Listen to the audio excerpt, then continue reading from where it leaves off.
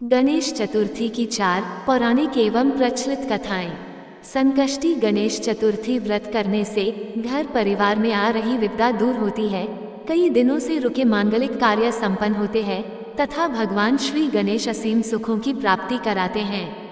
माह की किसी भी चतुर्थी के दिन भगवान श्री गणेश की पूजा के दौरान संकष्टी गणेश चतुर्थी व्रत की कथा पढ़ना अथवा सुनना जरूरी होता है। इससे संबंधित 4 कथाएं प्रचलित हैं। पहली कथा पौराणिक एवं प्रचलित श्री गणेश कथा के अनुसार एक बार देवता कई विपदाओं में घिरे थे। तब वो मदद मांगने भगवान शिव के पास आए। उस समय शिव के साथ कार्तिकेय तथा गणेश जी भी बैठे थे। देवताओं की बात सुनकर शिव जी ने कार्तिकेय व गणेश जी से पूछा कि तुम में से कौन देवताओं के कष्टों का निवारण कर सकता है। तब कार्तिकेय व गणेश जी दोनों ने ही स्वयं को इस कार्य के लिए सक्षम बताया। इस पर भगवान शिव ने दोनों की परीक्षा लेते हुए कहा कि तुम दोनों में से जो सबसे पहले पृथ्वी की परिक्रमा करके आएगा वही देवताओं की मदद करने जाएगा। भगवान शिव के मुख से यह वचन सुनते ही कार्तिकेय अपने वाहन मोर पर बैठकर पृथ्वी की परिक्रमा के लिए निकल गए, परंतु गणेश जी सोच में पड़ गए कि वह चूहे के ऊपर चढ़कर सारी पृथ्वी की परिक्रमा करेंगे तो इस कार्य में उन्हें बहुत समय लग जाएगा। तभी उन्हें एक उपाय सूझा। गणेश अपने स्थान से उठे और अपने माता पिता की 7 बार परिक्रमा करके वापस बैठ गए। परिक्रमा करके लौटने पर कार्तिकेय स्वयं को विजेता बताने लगे। तब शिव जी ने श्री गणेश से पृथ्वी की परिक्रमा ना करने का कारण पूछा। तब गणेश ने कहा, माता पिता के चरणों में ही समस्त लोक हैं। ये सुनकर भगवान शिव ने गणेश जी को देवताओं के संकट दूर करने की आज्ञा दी। इस प्रकार भगवान शिव ने गणेश जी को आशीर्वाद दिया कि चतुर्थी के दिन जो तुम्हारा पूजन करेगा और रात्रि में चंद्रमा को अर्घ्य देगा, उसके तीनों ताप यानी दैविक ताप तथा भौतिक ताप दूर होंगे। इस व्रत को करने से व्रतधारी के सभी तरह के दुख दूर होंगे और उसे जीवन के भौतिक सुखों की प्राप्ति होगी। चारों तरफ से मनुष्य की सुख समृद्धि बढ़ेगी, पुत्र पौत्रादि धन ऐश्वर्य की कमी नहीं रहेगी। गणेश चतुर्थी व्रत की दूसरी कथा। एक समय की बात है, राजा हरिश्चंद्र के राज्य में एक कुम्हार था। वह मिट्टी के बर्तन बनाता था, लेकिन वे कच्चे रह जाते थे। एक पुजारी की सलाह पर उसने इस समस्या को दूर करने के लिए एक छोटे बालक को मिट्टी के बर्तनों के साथ आवा में डाल दिया। उस दिन संकष्टी चतुर्थी का दिन था। उस बच्चे की माँ अपने बेटे के लिए परेशान थी। उसने गणेश जी से बेटे की कुशलता की प्रार्थना की। दूसरे दिन जब कुम्हार ने सुबह उठकर देखा तो आवा में उसके बर्तन तो पक गए थे, लेकिन बच्चे का बाल बांका भी नहीं हुआ था। वह डर गया और राजा के दरबार में जाकर सारी घटना बताई। इसके बाद राजा ने उस बच्चे और उसकी मां को बुलवाया तो मां ने सभी तरह के विघ्न को दूर करने वाली संकष्टी चतुर्थी का वर्णन किया। इस घटना के बाद से महिलाएं संतान और परिवार के सौभाग्य के लिए संकट चौथ का व्रत करने लगी। तीसरी कथा। एक समय की बात है, भगवान विष्णु का विवाह लक्ष्मी जी के साथ निश्चित हो गया। विवाह की तैयारी होने लगी। सभी देवताओं को निमंत्रण भेजे गए, परंतु गणेश जी को निमंत्रण नहीं दिया, कारण जो भी रहा हो। अब भगवान विष्णु की बारात जाने का समय आ गया। सभी देवता अपनी पत्नियों के साथ विवाह समारोह में आए। उन सबने देखा कि गणेश जी कहीं दिखाई नहीं दे रहे हैं। तब वे आपस में चर्चा करने लगे कि क्या गणेश जी को न्योता नहीं दिया गया है या स्वयं गणेश जी ही नहीं आए हैं। सभी को इस बात पर आश्चर्य होने लगा। तभी सबने विचार किया कि विष्णु भगवान से ही इसका कारण पूछा जाए। विष्णु भगवान से पूछने पर उन्होंने कहा कि हमने गणेश जी के पिता भोलेनाथ महादेव को न्योता भेजा है। यदि गणेश जी अपने पिता के साथ आना चाहते तो आ जाते, अलग से न्योता देने की कोई आवश्यकता भी नहीं थी।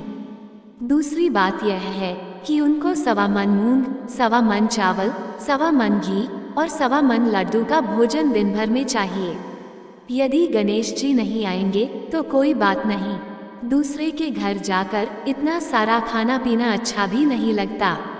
इतनी वार्ता कर ही रहे थे कि किसी एक ने सुझाव दिया, यदि गणेश जी आ भी जाएं, तो उनको द्वारपाल बनाकर बैठा देंगे कि आप घर का ध्यान रखना।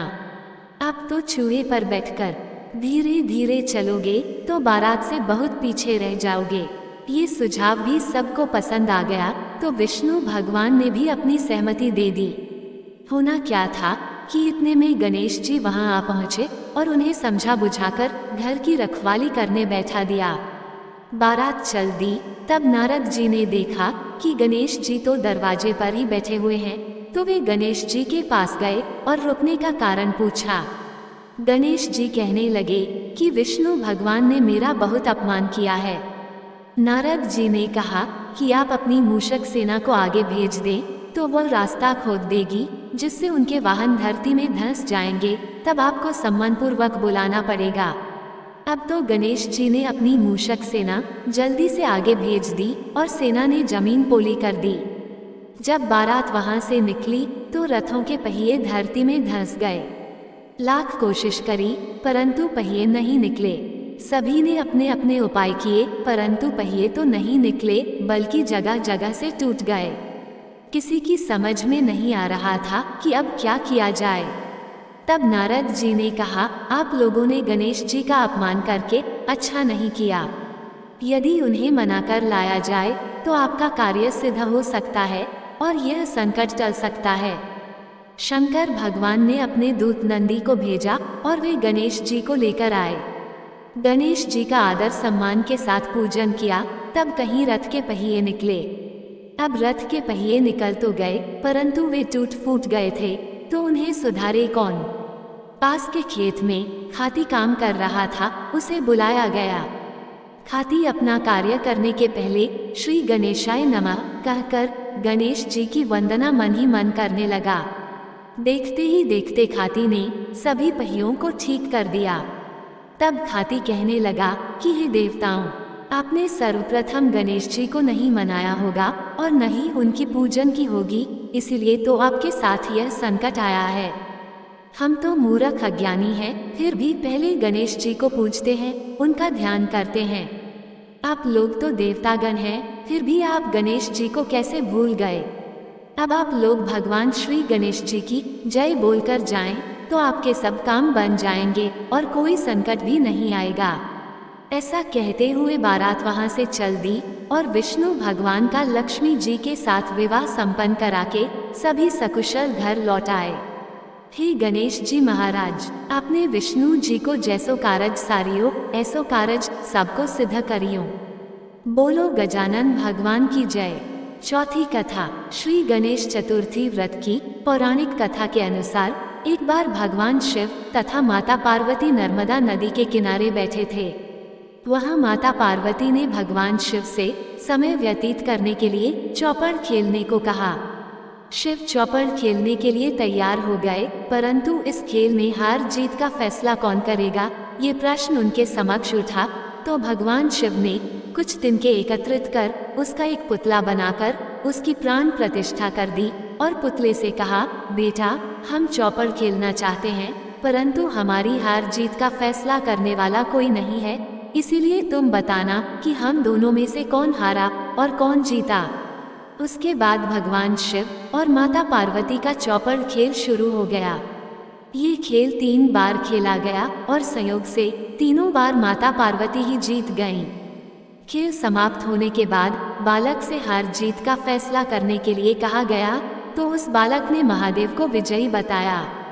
ये सुनकर माता पार्वती क्रोधित हो गईं और क्रोध में उन्होंने बालक को लंगड़ा होने, कीचड़ में पड़े रहने का श्राप दे दिया। बालक ने माता पार्वती से माफी मांगी और कहा कि यह मुझसे अज्ञानतावश ऐसा हुआ है, मैंने किसी द्वेष भाव में ऐसा नहीं किया। बालक द्वारा क्षमा मांगने पर माता ने कहा, यहाँ गणेश पूजन के लिए नागकन्याएं आएंगी, उनके कहे अनुसार तुम गणेश व्रत करो, ऐसा करने से तुम मुझे प्राप्त करोगे। ये कहकर माता पार्वती शिव के साथ कैलाश पर्वत पर चली गईं। 1 वर्ष के बाद उस स्थान पर नागकन्याएं आईं। तब नागकन्याओं से श्री गणेश के व्रत की विधि मालूम करने पर उस बालक ने 21 दिन लगातार गणेश जी का व्रत किया। उसकी श्रद्धा से गणेश जी प्रसन्न हुए। उन्होंने बालक को मनोवांछित फल मांगने के लिए कहा। उस पर उस बालक ने कहा, हे विनायक, मुझ में इतनी शक्ति दीजिए कि मैं अपने पैरों से चलकर अपने माता पिता के साथ कैलाश पर्वत पर पहुंच सकूं और वे ये देख प्रसन्न हों। तब बालक को वरदान देकर श्री गणेश अंतर्ध्यान हो गए। इसके बाद वह बालक कैलाश पर्वत पर पहुंच गया और कैलाश पर्वत पर पहुंचने की अपनी कथा उसने भगवान शिव को सुनाई। चौपड़ वाले दिन से माता पार्वती शिवजी से विमुख हो गई थी, अतः देवी के रुष्ट होने पर भगवान शिव ने भी बालक के बताए अनुसार 21 दिनों तक श्री गणेश का व्रत किया। इस व्रत के प्रभाव से माता पार्वती के मन से भगवान शिव के लिए जो नाराजगी थी वह समाप्त हो गई। तब यह व्रत विधि भगवान शंकर ने माता पार्वती को बताई। ये सुनकर माता पार्वती के मन में भी अपने पुत्र कार्तिकेय से मिलने की इच्छा जागृत हुई। तब माता पार्वती ने भी 21 दिन तक श्री गणेश का व्रत किया तथा दूर्वा, फूल और लड्डुओं से गणेश जी का पूजन अर्चन किया। व्रत के 21वें दिन कार्तिकेय स्वयं माता पार्वती जी से मिलने आ गए। उस दिन से श्री गणेश चतुर्थी का ये व्रत समस्त मनोकामनाओं की पूर्ति करने वाला व्रत माना जाता है। इस व्रत को करने से मनुष्य के सारे कष्ट दूर होकर मनुष्य को समस्त सुख सुविधाएं प्राप्त होती हैं। दोस्तों, आपको ये कहानी कैसी लगी कृपया कमेंट करके जरूर बताएं। वीडियो पसंद आया हो तो लाइक करें और ऐसी ही और भी बहुत सारी कहानियों को सुनने के लिए चैनल को सब्सक्राइब जरूर